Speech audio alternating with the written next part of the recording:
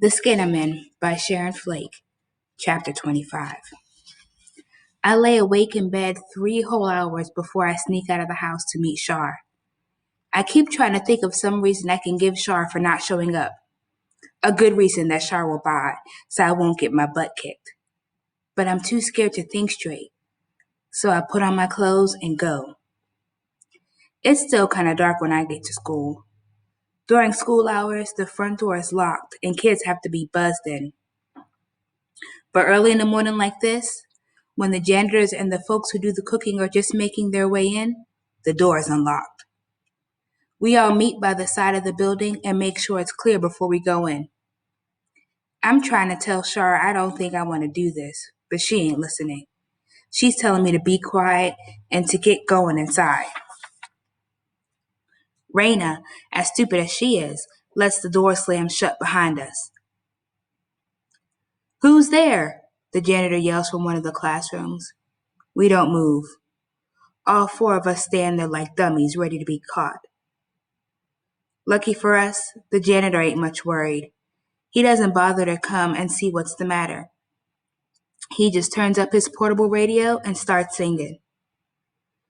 We laugh and tiptoe down the hallway right past the classroom where he is cleaning. Maybe this won't be so bad, I think. Then we run up the steps.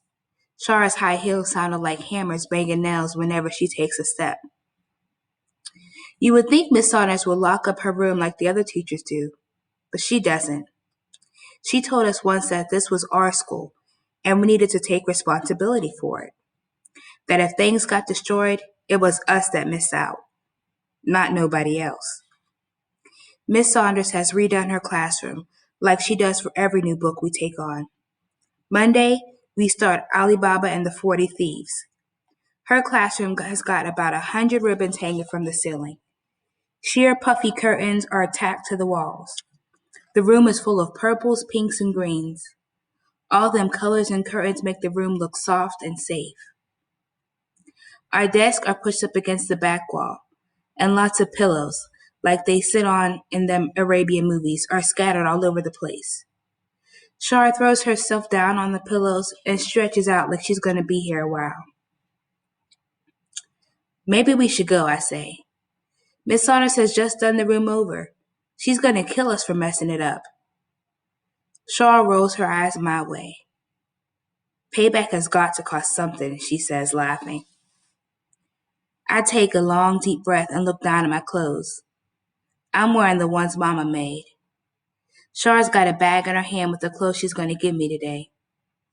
I want to tell her to keep the stuff, but I keep my mouth shut and take the bag. The twins are the first to go into Miss Saunders' desk. Ray's grabs a bottle of glue and swirls a design on a red velvet pillow. Then she takes the gooey pillow and smears it across the windows and walls. Char lets out a low, mean laugh and reaches up and yanks some curtains down. She tells Ray's to hand her the scissors. Then she jabs holes in the curtains. Ray's and Raina stab the pillows, pull out the stuffing, and toss feathers around the room. Nobody notices me for a long while. I'm standing by the door staring till Shar says, "Get over here, Malika. You're in on this too." I have to do something. They'll think I'm chicken if I don't. So I get Miss Saunders' grade book out of her desk. Her watch is sitting there ticking loud as a clock.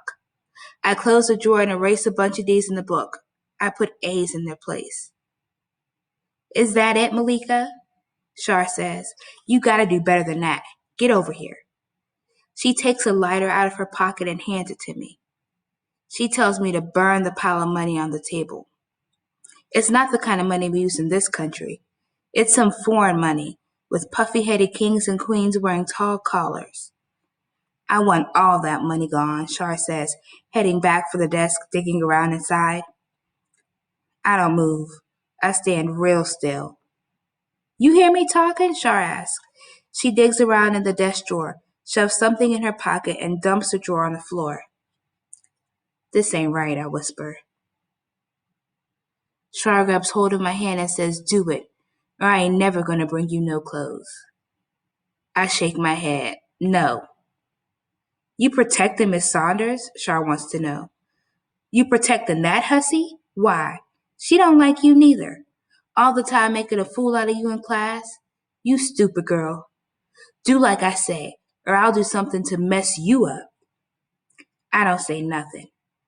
Even though Miss Saunders and I didn't hit it off right away, she is still a teacher, I tell Char. She still runs the show. Char grabs hold of my shoulder blade and squeezes till my knees get weak. Like I said, I will jack you up, girl. Do you hear me? While Char's pinching my shoulder, she takes her baby finger and sticks it up her nose like a plug in a sink. She blows hard, sending a bunch of snot splattering all over the money. Do what I say, or I'm going to do my worst yet, she says, flicking her lighter's flame close to my head. I stare Char in the eyes. Mama always says you can tell a person by their eyes. Char's eyes don't have no life to them. They're cold and hard, like flat black skipping rocks you find at the bottom of the creek. I shake my head. No, I ain't doing it, I say softly. But Char squeezes my shoulder so hard I hear my bones creak. I grab the lighter with my other hand and set the money on fire. The kings and queens curl up, turn black, and disappear. There's nothing but ashes on the table. Char lets me loose and heads over to the twins. I'm crying in the corner, wishing I could undo this whole school year, wishing I can go back to being who I was, not somebody's fool. I'm rubbing my arm when I hear something popping and sizzling. It's the curtains on the wall. They're on fire. Girl, you in trouble now, Char says to me, her eyes wide. Shh, Ray says, peeking out the door. Somebody's out there. It's the janitor. He's around the corner heading our way. I'm out of here, Char says. She's the first to run. I'm the last. I'm grabbing hold of the bag of clothes she brought me. When I pick it up, the bag rips and the clothes fall out. I'm shoving them back in and trying to run at the same time. Clothes are dropping with every step I take.